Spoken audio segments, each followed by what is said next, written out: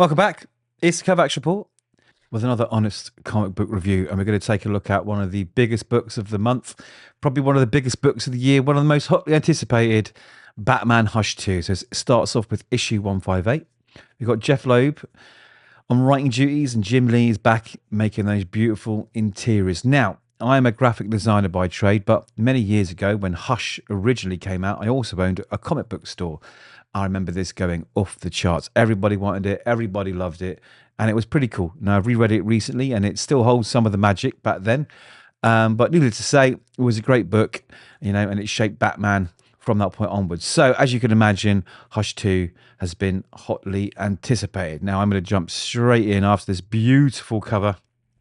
Absolutely beautiful cover by Jim Lee. So, like I say, if you're a Jim Lee fan, this is Nirvana. It's exactly what you expect from him, and it looks pretty stunning. So, I am a fan of Jeph Loeb. I particularly loved his books with Tim Sale, the original Long Halloween trilogy and the Catwoman and everything else. Not too fond of his later stuff, but I'm going into this hoping it's going to be great and a return to form.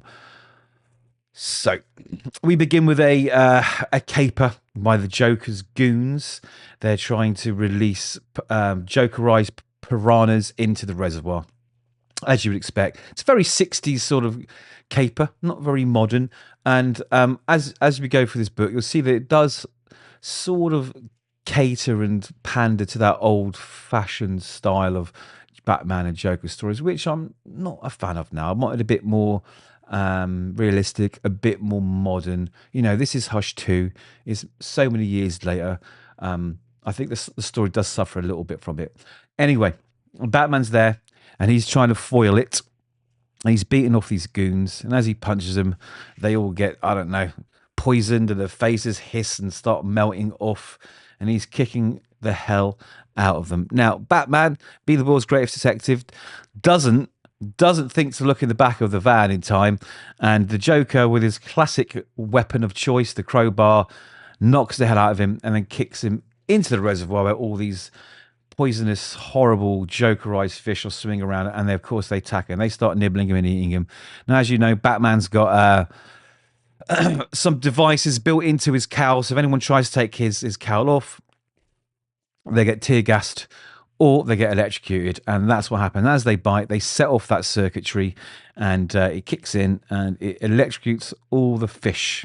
Now, what we see as Batman floats to the water, unconscious of course, is a helicopter and a young woman swimming towards him, and I'll get to that in a minute. Back on the dock, the Joker's about to get away from committing this crime and doing Batman in, and he's grabbed by this villain called Silence, who ironically has a very powerful voice, and he speaks to him, says, "On your knees," and the Joker's eardrums absolutely burst, and he gets dragged off to wherever, with this ominous figure standing in the foreground there. I wonder who that can be.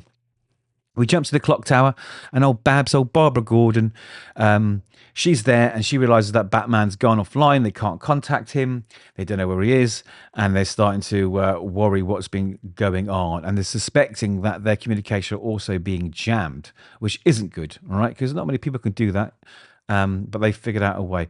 And again, the art here, very Jim Lee, very acrobatic, very dynamic, lots of things jumping around, and of course, Talia Al Ghul's there with her backside showing us. Again, very Jim Lee. If you want all those lovely little shots of Marvel ladies, you've got them. Now, this is where I really start giving up a bit on this book, because, okay, the sort of caper at the beginning was a little bit, slapdash, sort of 1960s TV show, but I don't understand how Talia just happens to be in a helicopter flying over the reservoir at precisely the right time to rescue Batman. But she does. She pulls him out, she gives him a kiss of life, resuscitates him, and says, "Right, see ya." And apparently she was tracking him. I mean, I don't know. I mean, even if she was tracking him, how could she get there that quick? Was she in the city? I don't know. It really feels like, oh, we quickly need to save Batman and move it on here, so that Joker can be captured. It's clunky. It's really, really clunky. Anyway, speaking of the Joker, we jump back to Hush, and he's there giving the Joker a right going over. He's got his jaw all wired up. He's bleeding. He's been beating the hell out of him, torturing him, and throwing throwing the scalpels at him like a dartboard. He is basically using the Joker as part of some nefarious plan to piss off Bruce Wayne, aka Batman. So he leaves the Joker bleeding to death. A shoe falls off, as you can see. You know, that will come into play later. And he really does get it going over. Anyway, we jump back to the Batcave. Batman's got another suit on, one that hasn't been torn to shreds, and he's trying to figure out how his circuitry was compromised when the Joker struck him with the crowbar.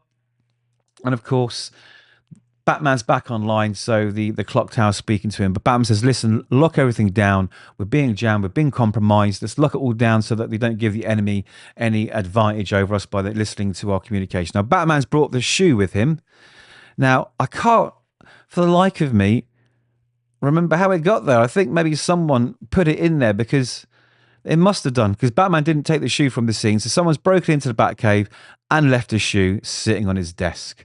And of course, Batman puts his detective skills onto the shoe, puts them to good use, and he finds out that's the combination of sawdust, diesel oil, and mud and animal dung can give him the location of where the shoe was taken from. It happens to be an old amusement arcade, which I'm assuming is the one from Killing Joke, because there are some nods to Killing Joke here. As he enters there, we've got a Jim Gordon dummy, you know, hanging outside, which again is to do with the Killing Joke. If you haven't read it, it's by Adam Moore. I'm sure you have. It's fantastic. One of the best books ever written for Batman. I loved it, and you should too.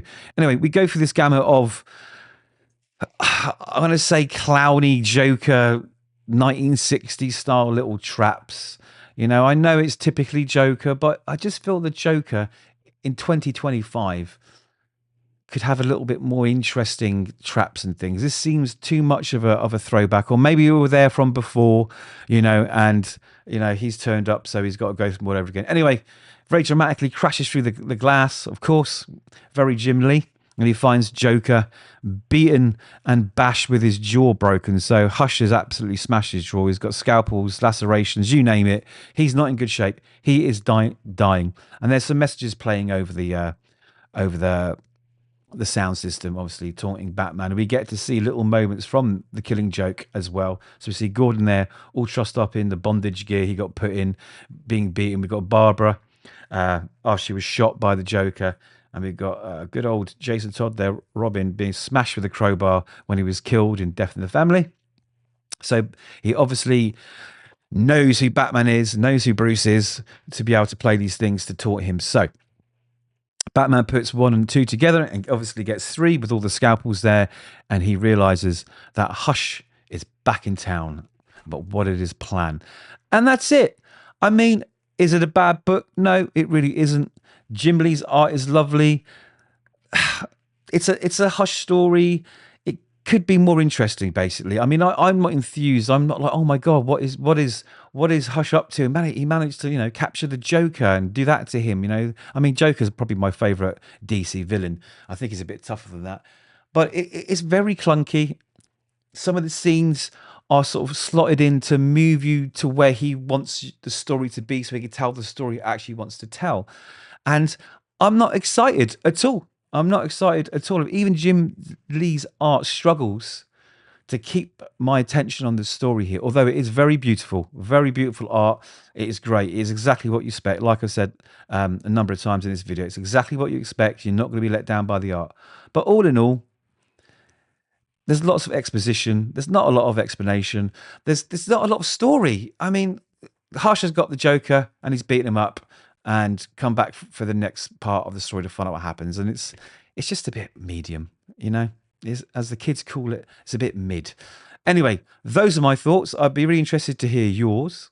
So like, subscribe, all that jazz, help build the channel. I'd appreciate it. And we will see you in the next one.